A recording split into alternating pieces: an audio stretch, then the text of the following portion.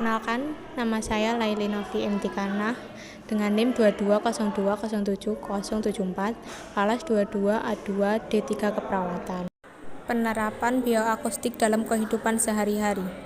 Yang pertama, pengertian bioakustik. Bioakustik adalah suatu perubahan mekanik terhadap zat gas, zat cair, dan zat padat yang sering menimbulkan gelombang bunyi.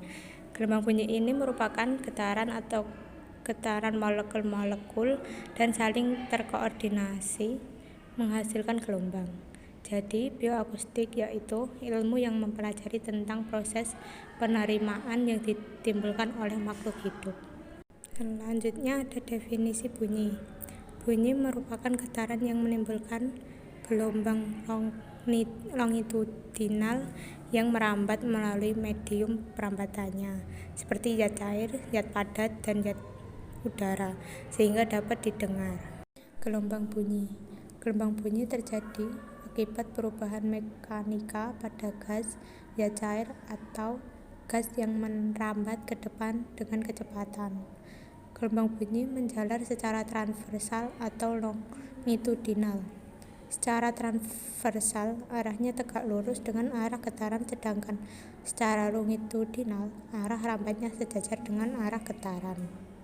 Jenis gelombang ada dua, yang pertama gelombang longitudinal dan yang kedua gelombang transversal. Gelombang longitudinal merupakan gelombang yang arah getar partikel medium perantaranya sejajar atau berhimpit dengan arah rambatnya. Contoh gelombang longitudinal adalah gelombang suara, gelombang sonik, gelombang ultrasonik, dan juga gelombang seismik. Yang kedua, gelombang transversal adalah gelombang bergerak yang hasilasinya tegak lurus terhadap arah gelombang atau jalur rambat. Contoh sederhana diberikan oleh gelombang yang dapat dibuat pada panjang tali secara horizontal dengan menjangkar satu ujung dan memindahkan ujung lainnya ke atas dan ke bawah.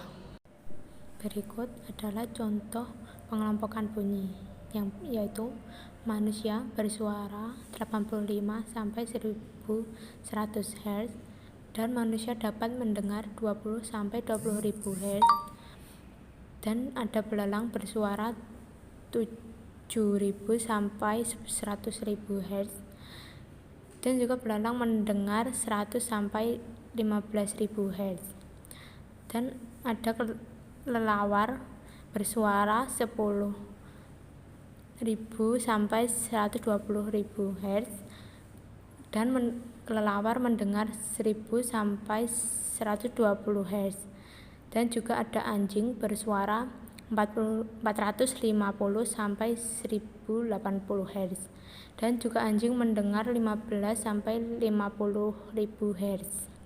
Berikut adalah contoh sumber bunyi. Yang pertama, peluit. Cara menghasilkan bunyinya adalah peluit ditiup sehingga terjadi getaran pada bagian tertentu pada peluit dan getaran tersebut menghasilkan bunyi.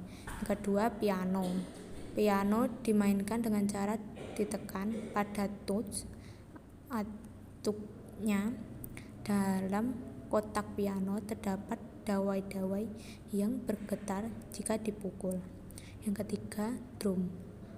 Drum dimainkan dengan cara dipukul. Getaran pada membran akan menggetarkan udara yang ada dalam tabung drum.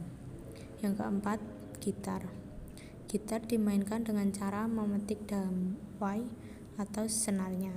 Senar yang dipetik akan menghasilkan getaran yang dapat menggetarkan udara dalam kotak gitar. Yang kelima, bel listrik. Bel listrik yang dapat menghasilkan suara secara terus-menerus ketika diberi arus listrik. Arus listrik akan mengalir ke kumparan elektromagnet melalui interruptor sehingga terjadi medan magnet untuk menarik pemukul.